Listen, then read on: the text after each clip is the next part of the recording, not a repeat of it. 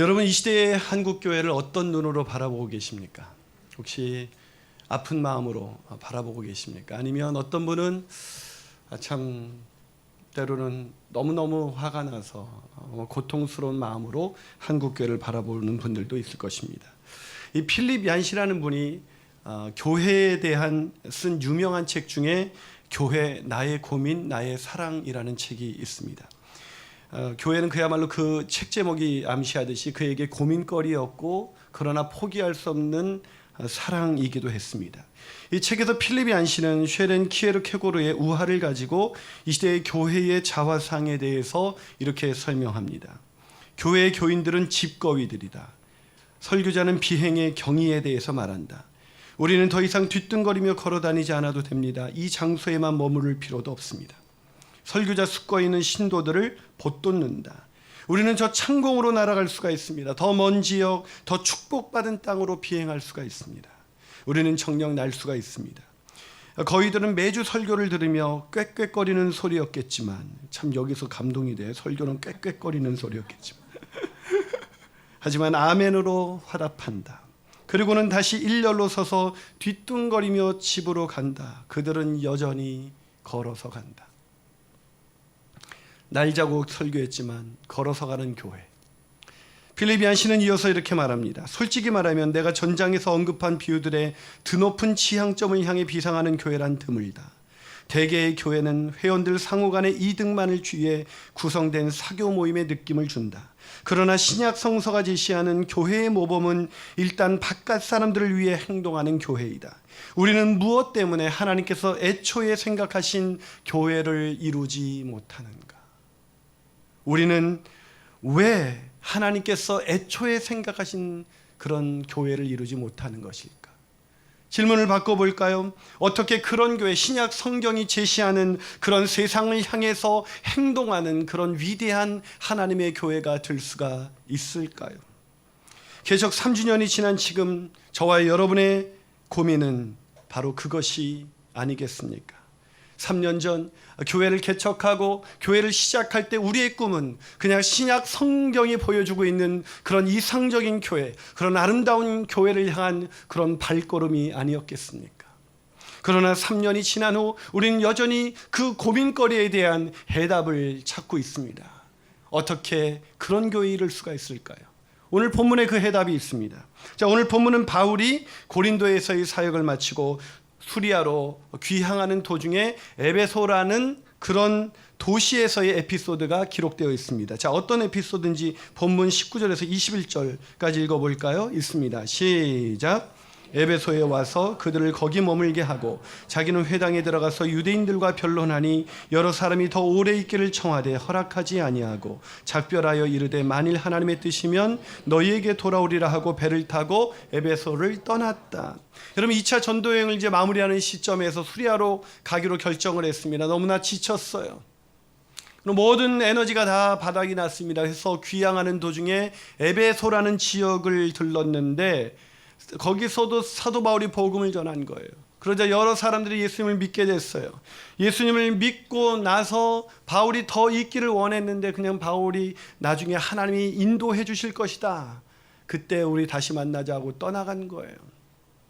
참 신생교회, 초신자들로 세워진 교회, 위태위태한 교회죠. 그런데 본문은 놀랍게도 본문 이후에서 오늘 성경은 그 에베소 교회, 그 신생교회가 위대한 하나님의 교회로 세워져 갔음을 우리에게 들려주고 있습니다. 아니, 그 교회뿐만 아니라 인근에 있는 아가야의 지역까지 놀랍게 영향력을 끼치는 교회, 그리고 아볼로라는 위대한 지도자를 세우는 그런 교회가 되었다고 이야기해주고 있습니다. 아니, 어떻게 그것이 가능할 수가 있었던 것일까요? 그것은 바로 바울이 제자 훈련을 했기 때문입니다. 제자 훈련이 키워드예요. 자, 오늘 본문 18절 앞부분 한번 읽어보실까요? 앞부분 있습니다. 자, 시작. 바울은 더 여러 날 머물다가 형제들과 작별하고 배 타고 수리아로 떠나갈새 브리스길라와 아굴라도 함께. 누가 함께 했다고요? 브리스길라와 아굴라도 함께 했다. 왜 함께 했을까요? 바울과 친했기 때문일까요? 제가 담임 목사를 해보니까 아주 이게 외로워요. 담임 목사라는 자리가. 제가 부사역자일 때는 교인들을 가까이서 만날 수가 있는데 담임 목사 성도들이 이제 많아지면 부교육자를 세워서 나를 대신해서 부교육자들 보내게 됩니다. 근데 이 성도님들이 자신을 직접 돌보는 부교육자는 엄청 사랑하면서 담임 목사는 아주 저 인간은 바빠서 만날 수도 없는 인간이야 이래요. 얼마나 외로워요. 기억하십시오. 제가 보낸 사람입니다. 오늘 바울하고 친했기 때문에 그랬을까? 그건 아닌 것 같아요. 왜 따라왔을까요? 여러분, 이 브리스길라 부부는 고린도에서 크게 천막 사업을 하는 사람이에요. 그 사업장을 쉽게 옮길 수 있는 형편이 아니었다는 것이요. 단순히 친하기 때문에 따라올 수 있는 거리가 아니었어요. 왜 따라왔을까요? 그것은 브리스길라 부부가 바로 바울로부터 제자 훈련을 받았기 때문입니다.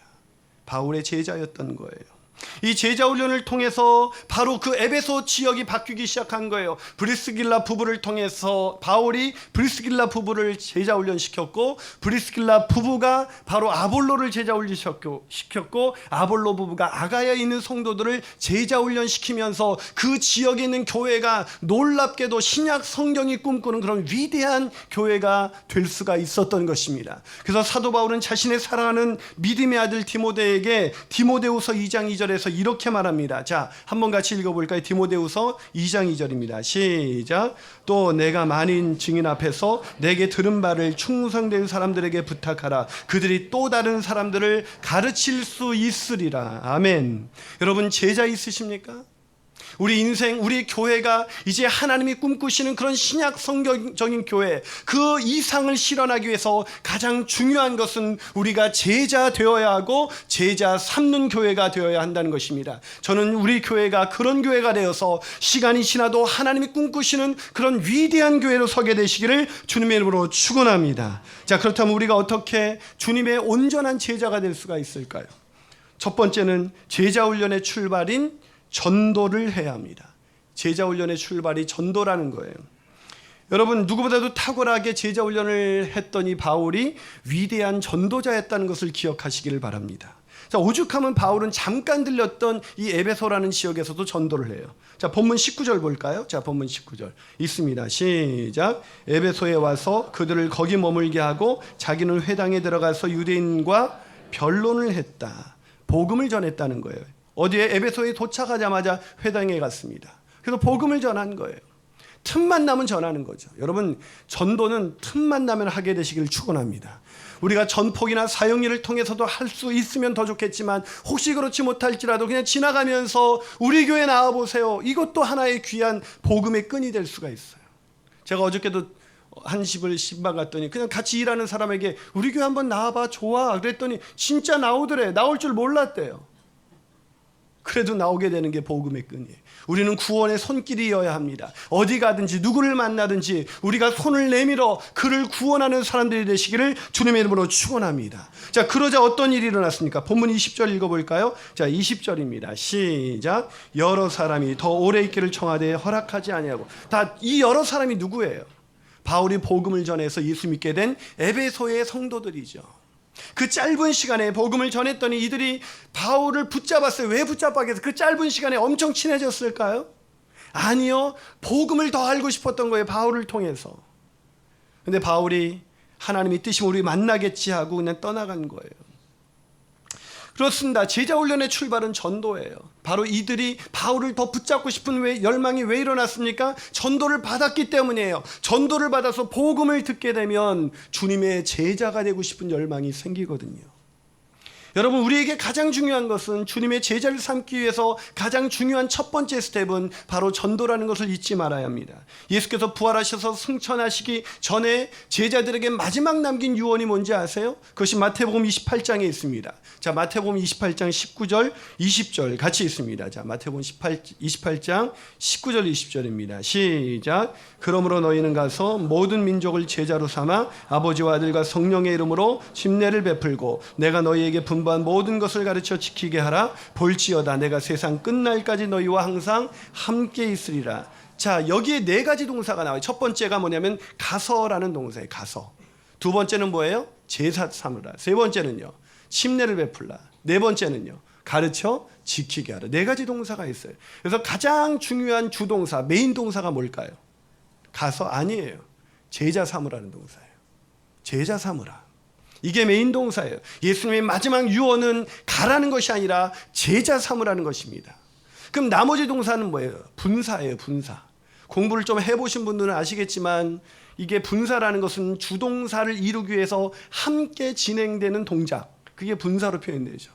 이게 이해가 되는 분은 학창시절을 좀 성실하게 보내는 분이고, 멍한 분들은 학창시절에 우정을 더 중요하게 생각하시는 분들이에요. 자, 제자 삼기 위해서 뭘 해야 돼요? 먼저 가야 돼요. 그리고 침례를 베풀어서 구원의 확신을 주고 계속해서 복음의 원리 가운데 살아갈 수 있도록 가르쳐 지키게 하는 거예요. 이 과정이 제자 훈련의 3단계예요. 그렇기 때문에 제자 훈련의 이 명령을 지키기 위해서 가장 우선적으로 필요한 건 뭐예요? 가야 된다는 거예요. 우리는 누군가에게 가야 돼요. 근데 전도가 쉽지 않죠. 전 전도 잘하는 분들 보면 정말 목사지만 부러워요. 저보다 전도를 더 잘하는 분들이 우리 교회 얼마나 많은지 몰라요. 전도가 왜 안 됩니까? 잘 안 되는 이유가 있어요. 어쩌면 전도를 잘하는 분을 봤더니 은사가 아니더라고요. 전도 잘하는 분이 보니까 영혼을 사랑하는 마음이 있어요. 그게 우선순위예요. 영혼을 다 사랑하지만 그 구령의 열정이 더 강한 거죠. 그래서 제가 이번 달에 추천한 도서 사랑하면, 빌 하이벨스 목사님의 책 사랑하면 전도합니다. 뭐 하면 전도한다고요? 사랑하면 전도합니다. 그 책에서 빌 하이벨스 목사님이 자신의 경험을 얘기하는데, 아들 토드라는 아들이 있었어요. 근데 이 아들이 5, 6학년 때였던 것 같아요. 그때 축구 클럽에 가입한 거예요. 은사가 없는데, 축구 못하는 애인데. 근데 가입한 거예요. 근데 그때 만난 그 축구, 그 애들을 가르치는 축구 코치가 사업을 하시면서 코치를 하시는 분이었는데, 이분이 굉장히 아이들에게 무한한 자신감을 불어넣는 분이에요. 왜 만나면 할 수 있을 것 같이 만드는 그런 분이 있잖아요. 그래가지고 얘가 자기에게 은사가 있는 줄 알고 3년 동안 축구 클럽에 열심히 뛰어다니기 시작했어요. 할 수 없이 토요일이면 그냥 축구장에 가서 이 사람이 사는 거예요. 그래서 그걸 보는 거죠. 근데 어느 날 그 브라이언 코치가 이 원통 뿔형의 그 훈련 도구를 치우고 있는데, 마음속에서 성령께서 건너가라. 건너가서 너의 안전지대를 떠나서 건너가서 저 사람과 관계를 맺으라는 그런 성령의 음성이 들리는 거예요. 왜 우리도 이렇게 생활하다 보면 전도할까 말까 이런 생각이 들죠. 성령의 음성입니다. 그때 순종하셔야 돼요. 그래서 이 사람이 그때 어떻게 했냐면 순종을 했어요. 그래서 갔더니 어떻게 됐을까요? 무반응이었어요. 아무런 반응이 없어요. 그리고 그냥 돌아왔는데, 그 다음에 또 이렇게 갔는데 성령이 또 강력하게 역사하는 거예요. 건너가라. 그래가지고 이 사람이 하나님 지난번에 아무런 반응이 없잖아요. 근데 그냥 또 건너갔어요. 가서 또 아마 우리처럼 블레싱이 있었나 봐요. 이번 블레싱 특별 예배에 오라고 초대를 했어요. 그랬더니 이 사람이 화를 내면서 당신이 나한테 잘해줄 때부터 알아봤다고. 결국 목적이 그거였군요. 화를 낸 거예요. 결국 아이도 자기에게 은사가 없다는 걸 깨닫고 축구를 그만뒀고 그와의 연락은 두절되고 말았습니다. 그런데 사업가였던 이 브라이언이라는 사람의 사업이 어려워지기 시작한 거예요. 결국 부도 위기에 몰렸을 때 이 사람이 놀랍게도 전화를 걸어서 빌 하이벨스 목사님을 만납니다. 찾아왔어요.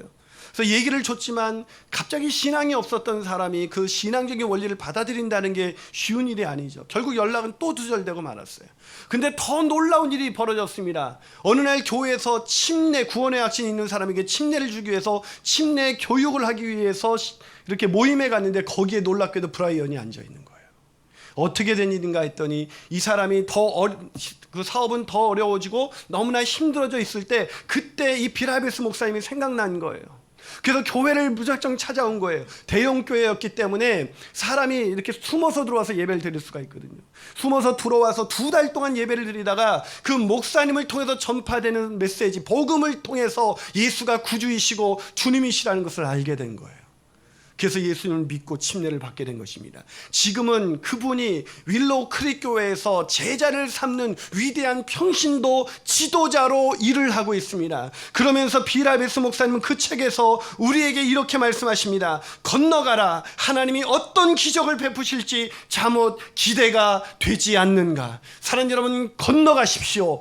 손을 내미십시오. 구원의 손을 내미십시오. 우리가 판단하지 말고 주님이 원하시는 대로 건너가시는 저와 여러분이 되시기를 주님의 이름으로 축원합니다. 그럴 때 제자 삼기의 첫 단계가 이루어지는 거예요. 한 발 더 나가서 우리가 어떻게 주님의 온전한 제자가 될 수가 있을까요? 그 두 번째는 제자 훈련의 장인 소그룹 목장교회에서 훈련을 받아야 합니다.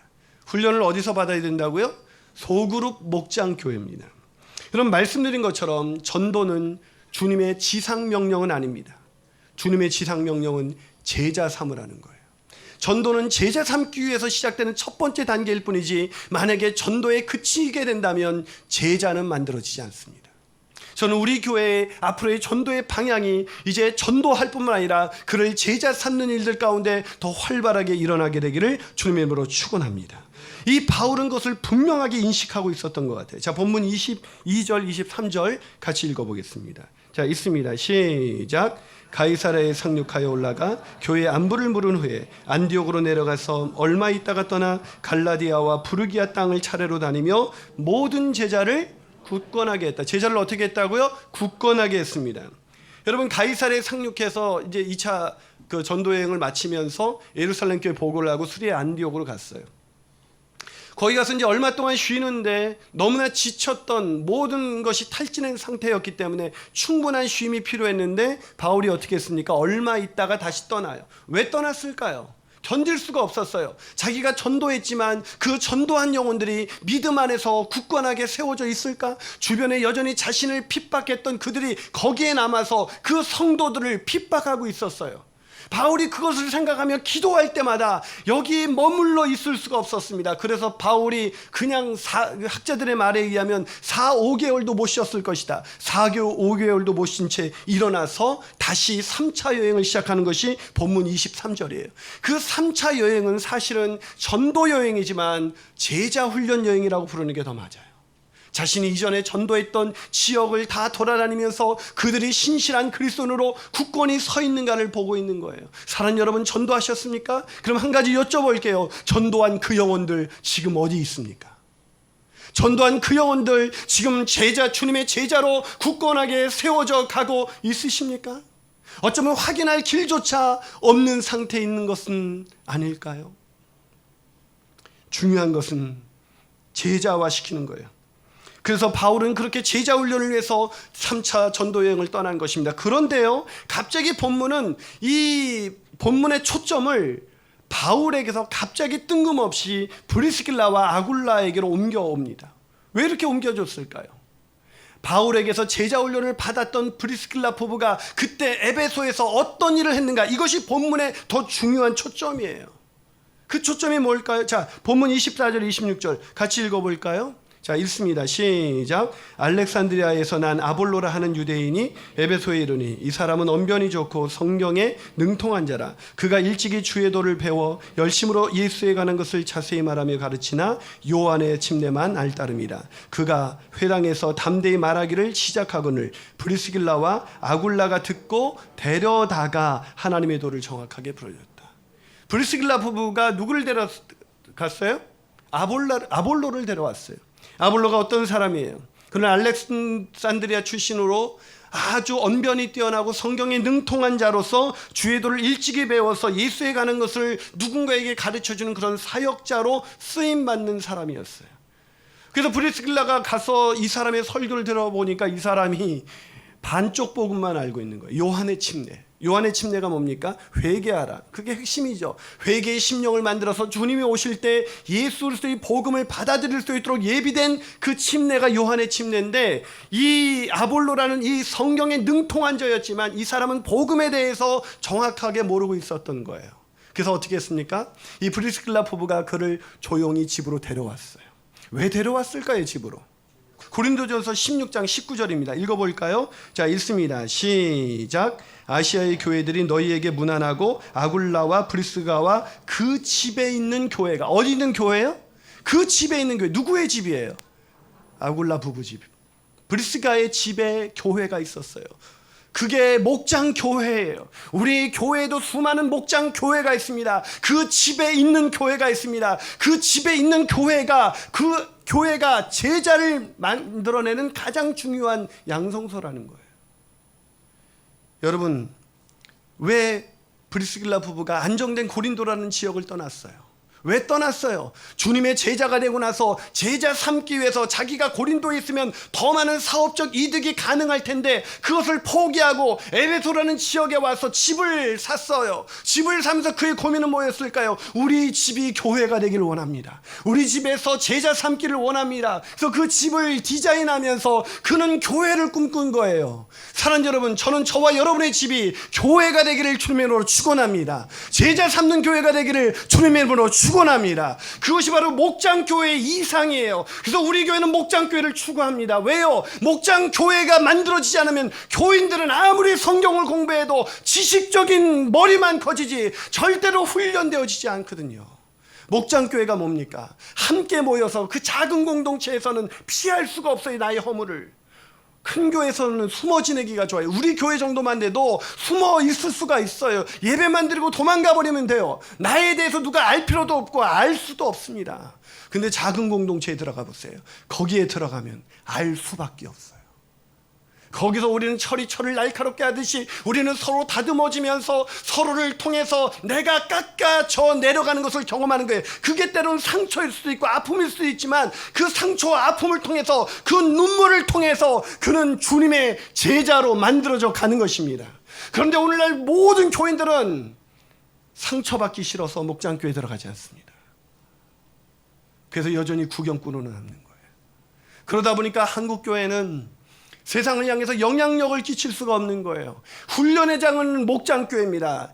다른 데 있는 것이 아니에요. 담임 목사를 통해서 성경에 대한 지식을 더 많이 배운다 그래서 그가 성숙해 가는 것이 아니라 평신도 지도자인 목자라는 그런 평신도 사역자를 통해서 그의 가르침을 따라서 함께하고 섬겨가면서 아름다운 목장교회가 되는 것입니다. 저는 우리 교회가 그런 교회가 되기를 주님의 이름으로 축원합니다. 마지막으로 우리가 어떻게 주님의 온전한 제자가 될 수가 있을까요? 세 번째 방법은 제자 훈련의 핵심인 복음을 나누는 목장이 되어야 합니다. 뭘 나누는 목장이 되어야 된다고요? 복음을 나눠야 돼요.